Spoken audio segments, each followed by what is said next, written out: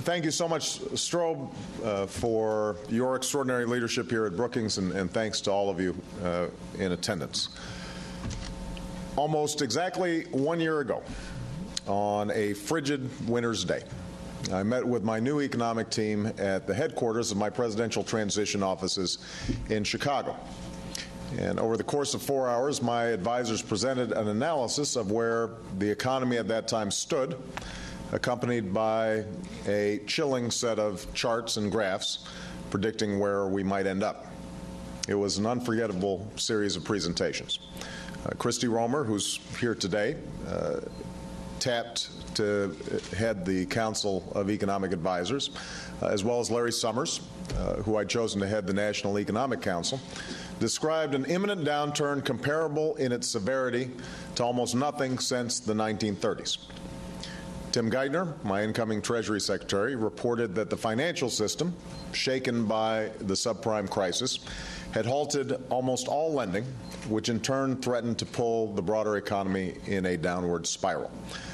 Peter Orszag, my incoming Budget Director, closed out the proceedings with an entirely dismal report on the fiscal health of the country, with growing deficits and debt stretching to the horizon. Now, having concluded that it was too late for me to request a recount, I tasked my team with mapping out a plan to tackle the crisis on all fronts.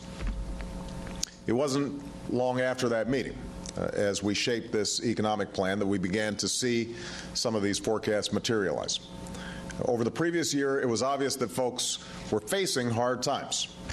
As I traveled across the country during the long campaign, I would meet men and women bearing the brunt of not only a deepening recession, but also years, even decades, of growing strains on middle-class families.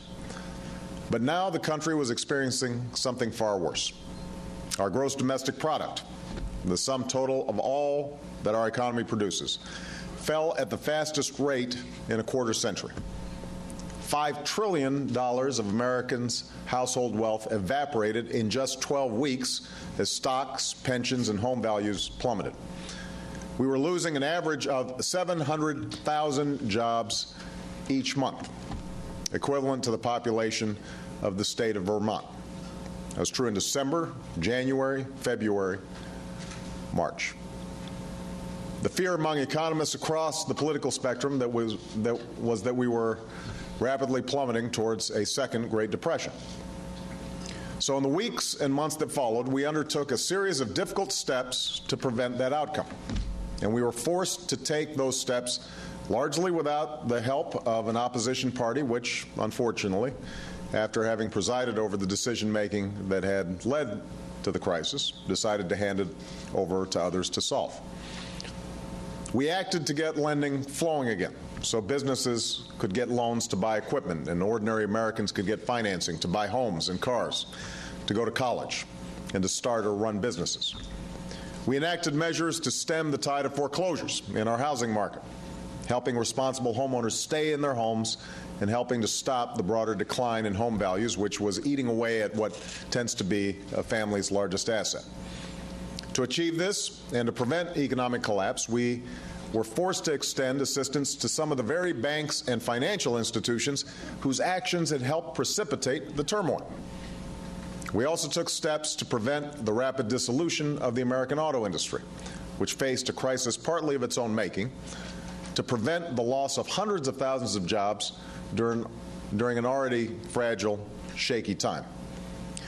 Now, these were not decisions that were popular or satisfying. These were decisions that were necessary. Now, even as we work to address the crisis in our banking sector, in our housing market, and in our auto industry, we also began attacking our economic crisis on a broader front. Less than 1 month after taking office, we enacted the most sweeping economic recovery package in history, the American Recovery and Reinvestment Act. The Recovery Act was divided into 3 parts. 1/3 went for tax relief for small businesses and 95% of working families. Another third was for emergency relief to help folks who've borne the brunt of this recession. We extended or increased unemployment benefits for more than 17 million Americans, made health insurance 65% cheaper for families relying on COBRA, and for state and local governments facing historic budget shortfalls as demand for services went up and revenues went down, we provided assistance that has saved the jobs of hundreds of thousands of teachers and public school workers, firefighters, and police officers. The last third of the Recovery Act is for investments to put Americans to work doing the work that America needs done, doubling our capacity in renewable energy like wind and solar, computerizing medical records to save money and lives, providing the largest boost to medical research in history, renovating classrooms and school laboratories, and upgrading roads and railways as part of the largest investment in infrastructure since the creation of the interstate highway system half a century ago. And even as the Recovery Act has created jobs and spurred growth, we have not let up in our efforts to take every responsible action to get the economy growing and America working. This fall, I signed into law more than $30 billion in tax cuts for struggling businesses, extended an effective tax credit for homebuyers, and provided additional unemployment insurance for 1 million Americans.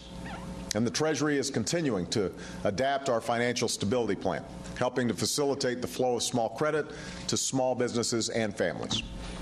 In addition, we're working to break down barriers and open overseas markets so our companies can better compete globally, creating jobs in America by exporting our products around the world.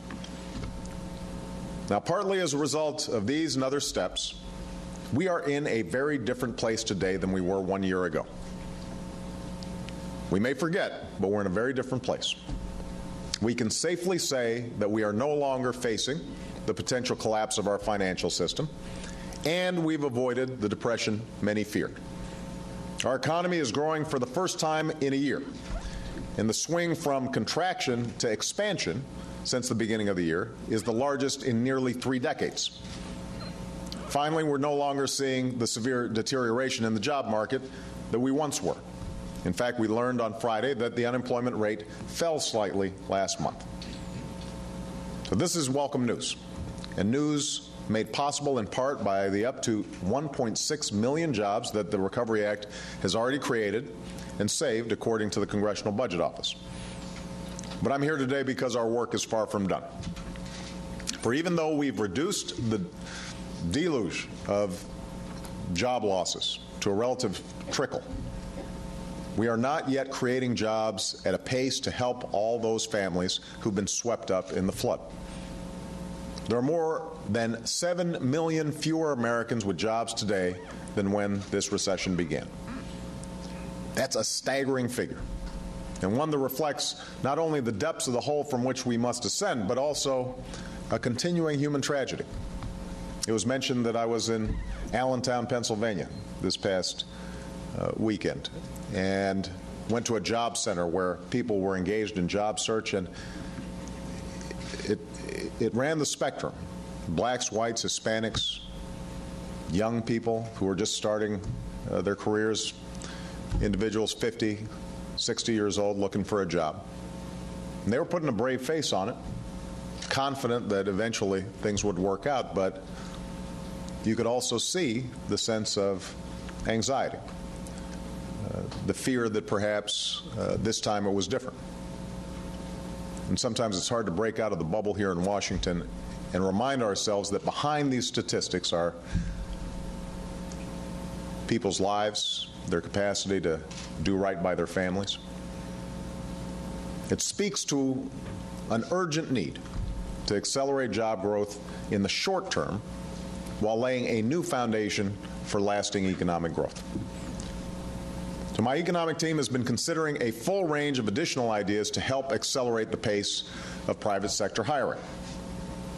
We held a jobs forum at the White House that brought together small business owners, CEOs, union members, economists, folks from nonprofits, and state and local officials to talk about job creation. And I've asked people to lead forums in their own communities, sending the results to me. So we are hearing as many voices as possible as we refine our proposals. We've already heard a number of good ideas, and I know we'll learn of many more. So today I want to outline some of the broader steps that I believe should be at the heart of our effort to accelerate job growth.